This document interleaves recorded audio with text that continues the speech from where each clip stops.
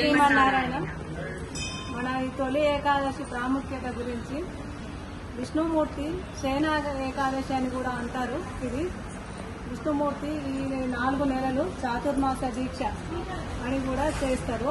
స్వామివారి ఈ రోజు నుంచి పాలకడలిలో పవలించి ఉంటారు, యోగ నిద్రలో ఉంటారు. వారు ఈ 4 నెలలు యోగ నిద్రలో ఉండి మళ్ళీ మనకు కార్తీక మాసం ఏకాదశిలో వారు మేల్కొంటారు. అది ఉత్తాదన ఏకాదశి అంటారు. స్వామివారు ఈ 4 నెలలు యోగ నిద్రలో ఉంటారు కాబట్టి ఈ 4 నెలలు పూజ చాలా విశిష్టతతో కూడి ఉంటాయి. వారు మనము చేసిన కోరికలని తీర్చుతారు. ఈ 4 నెలలు మనకు ఈ 4 నెలలు కూడా విష్ణుమూర్తిని ఆరాధించుట చాలా ప్రాముఖ్యతతో కూడుకున్నది.